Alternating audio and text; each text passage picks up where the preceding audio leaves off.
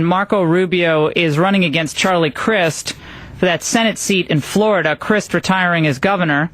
And Marco's not the favorite in this race, but he's the best one running. And he joins us now. Hey, Marco, how are you? Good. How are you? Thank you for having me. I'm good. So, look, we're coming off this United Nations fiasco, but I want to move back to domestic policy because this is what the country is most focused on. And for the purposes of talking to you about what's going on in this critical state of Florida, I think the healthcare debate, taxes, unemployment is where it is. This is where the game is.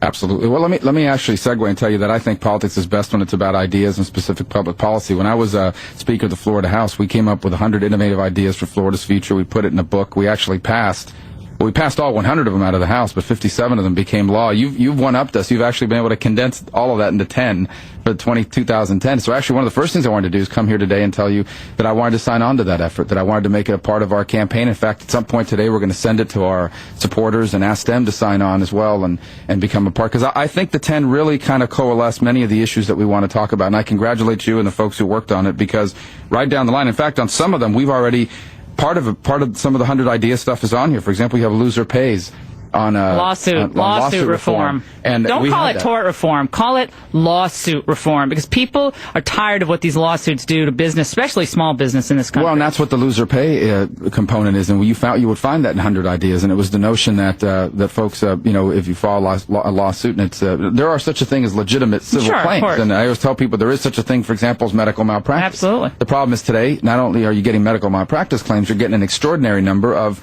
bad outcome claims. In essence, they're not. Quite frankly, the doctor didn't do anything wrong. It just didn't turn out well because that happens. And, there are accidents. There are true accidents, or we can't control everything that happens. Not everything bad that happens is somebody's fault, basically. Exactly. And so, obviously, but the economic costs that creates in our country is extraordinary. So that's one of a number of issues but I look right down the line. You talk about the dollar as one of the monetary things that are going to be discussed at the G20 here today as they begin meeting in Pittsburgh. And, there is a real push out there by Russia mainly at this point, but China has kind of echoed it a little bit to at some point move away from the dollar as the global currency. Now, China is slower to do that because they're so heavily invested in the dollar and it helps them become an export economy. But the point is that the full faith and credit of the United States is the only thing that makes the dollar the dollar. And the more money we owe, the less fiscally stable we are, the more runaway government we have, the more that's endangered. I'm glad that that's on there. There are so many. The Tabor, Bill of Rights is something we tried to pass. Taxpayer Bill of Rights. Yeah, the Taxpayer Bill of Rights, Tabor, as they call it across the country, is something we actually tried to pass in Florida in the House and couldn't get the Senate. Well, you got to starve the beast. The beast is the big government entities that want to be self-perpetuating. They want to go on, in perpetuity. And it's up to us, the people, who are sending our hard-earned money there, to say, wait a second. This has gotten completely out of hand. The President of the United States said the other night he didn't even know that Acorn got tens of millions of dollars. Had no idea. Well, doesn't that lead you to wonder if he doesn't know an organization he used to represent was getting all this money? Well, imagine all the other money that's going out there, shoveled out the door, being used in projects that create make work, or in fact that act as merely political efforts, usually on behalf of the Democratic Party. Well, one of the things we have to do a better job of, and I include myself in that category, is explaining to people what the consequences of big government are. The consequences of big government aren't just ideological. The consequences are economic. The fact of the matter is that in nations where the economy exceeds a certain percentage of your gross domestic product, entrepreneurial capitalism, which has made us the most prosperous country in the history of the world, it becomes difficult to carry out. And so that is why we have to make the connection between people's economic hopes and dreams and aspirations, and the fact that the bigger government is, the harder it is going to become for them to accomplish that. Now, I know Crist is leading you in double digits, but when I talk to conservatives across the country and friends of mine from Tampa and Melbourne and down in Fort Myers, all of them say, why are people going for business as usual when business as usual in the Republican Party has been disastrous over the last several years? And Crist, God bless him, but Charlie Crist represents the past, meaning this proclivity to compromising with liberals in a way that usually means you're spending way too much money and signing on to ideas which diminish our freedom, not enhance it. Well, actually, it's simpler than that. First of all, his numbers aren't that strong. He's only barely over 50% in the Republican primary, and he has universal name recognition. Sure, everybody knows who he is, obviously. And not everybody knows who I am. Here's the fact. The fact is that both Mason-Dixon and a number of other polls, private and public, show that among people that have heard of both of us, the race is a very different race. We sometimes are in the lead or virtually tied, and that's just heard of both of us. They still don't know a lot about us. The bottom line is that the more, if people get to know us, if I reach the same name recognition levels that he's at, and I know we will. Which is what, this is why, this is now the second or third time you've been on the show. Right. This is what we are going to try to help you do, because at least it needs to be a fight on a level playing field, because that means that ideas will be debated, not just name recognition. Well, here's the good news, okay? We started in January at 6%. The last Rasmussen poll had us at 31. So that's pretty good. And we haven't spent any money on TV or anything like that. So you do any of the Tea Party stuff? As many as we can. Yeah, absolutely. right? We were out there at a lot of them. Well, they make fun of us for that, you know. I mean, they say no, that's good. The more they make fun of you, the better off. Well, we just had which is an amazing statement, but I just heard a couple of days ago, I read how and we've also won 11 straw polls. 11 county Republican parties have taken straw polls. We've won all 11 of them by overwhelming margins.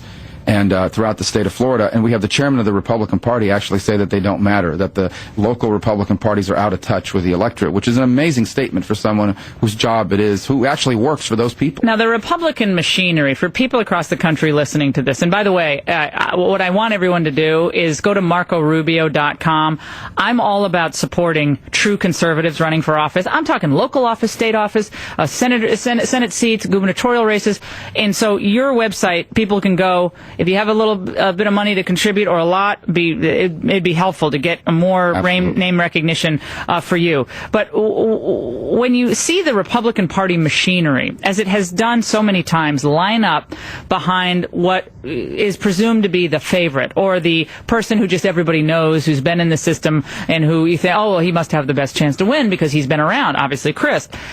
That I guess usually works for winning, but it doesn't usually work or necessarily work for conservatism. Well, it doesn't really work. Look at what happened with the Spectre thing. But it really doesn't work for winning. What it works for is you may get some elections here or there where you will win, but it's terrible for the cause. And the cause is really what this ultimately is about, is what role is government going to play in our economy. Look, here's the bottom line, and I say this to everybody, and I don't like saying this. This is not my style, but I believe that this is the most radical political leadership to empower itself of our country, certainly in my lifetime, and maybe ever, because they want to radically redefine the relationship between government and the economy, and government in our lives, government in our society. And we need to send people to Washington that aren't just going to win. We need to send people in Washington that are going to stand up to that and offer a clear alternative, like the 10 for 10. You know, we can make a clear argument to the American people that this is not the right direction for us to go. And what really troubles me is that there are so many natural constituencies out there for our movement that we're not reaching. I mean, people talk about Americans of Hispanic descent. Americans of Hispanic descent belong in the Republican Party. You want to know why? Because their overriding objective is to leave their children better off than themselves. And only entrepreneurial capitalism, as it has been practiced in America, can ultimately guarantee that. That's the reason why they came here. Yeah, that's the reason why people are fleeing Guatemala, El Salvador, and Mexico to come here for a better way of life. Well, I mean, we like them to come legally, but they come illegally because there's a chance to work. Yeah, I don't remember the last time I heard of a boatload of American refugees arriving on the shores of another country. I mean, I've never heard. Canada's not building a fence. What's your ethnic background? My parents Rubio? were born in Cuba. They came in 1959. Some Cuban. Okay, all right. So, what do you think of the Obama move to kind of relax visitation? Is that something you're in favor of? I wasn't in favor of the relaxation of it, but ultimately, what I care about is freedom and liberty in Cuba. I mean, that's what I want, and that's why I support the embargo. Because Fidel the Juanes concert over the I didn't even get to watch it. You know what's funny? I don't know if you saw this yesterday. The newspapers, Juanes had his concert there. Somebody has an audio recording of Juanes arguing with a Cuban security agent. He's finally saying, we're in the audio tape, he's arguing with a Cuban agent saying,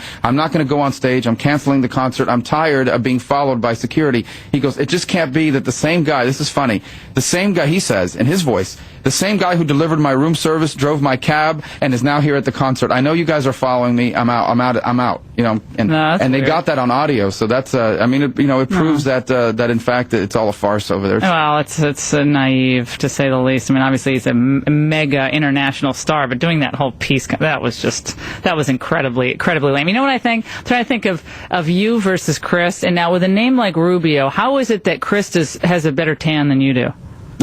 I mean, look, Chris is like perpetually like orange brown, and you kind of like just. No, I'm just teasing, but maybe you just need to be kind of more like the George Hamilton of Cuba, and then maybe people say, "Come on, you're young, you got the whole youth thing going." Well, this campaign is going to be the differences between us on policy are dramatic. I mean, you couldn't make this up in a Hollywood studio. I mean, he was for the stimulus package. He was for cap and trade. He appointed the most liberal Supreme Court justice in Florida's history. I mean, on issue after issue, I think the differences are dramatic. Not a bad guy, I got to tell you, he's not. But there's the Republicans in Florida deserve a choice. It's not about bad guy, good guy. I know, it's not about having fun with the tan in the can. I'm just having fun with that. But it's not about that. It's about our country. It's about That's right. what's happening bit by bit to our freedom and to our children's future. That is what it's at stake here. And I trust the people to spend their own money in a way that's a lot more pragmatic, almost always, than how the federal government is going to spend it. And in many cases, this election is about. This election in Florida is about how are we going to elect people going forward? Are we going to elect people that refuse to tell you where they stand on any issue? Or are we going to elect people that you can hold accountable, that will tell you, these are my principles, these are my ideas, this is what I'll do, and if they don't do it, you can vote against them. If we don't begin to do that in this country, we will be the first generation of Americans who will leave our children worse off. Something that's never happened in our history, and it shouldn't happen. Marco Rubio, MarcoRubio.com. Please go visit the website. We want to up that name recognition. I talk to people. Everyone who knows politics knows who you were. Obviously, you were the majority whip from 2000 to 2002, and first elected back in 2000 to the Florida House. Amazing stuff. Marco, thanks for being here. Thanks for endorsing 10 for 10, and I can't wait till that press release comes out, man. Absolutely. All right, you take care. We're going to take a break on the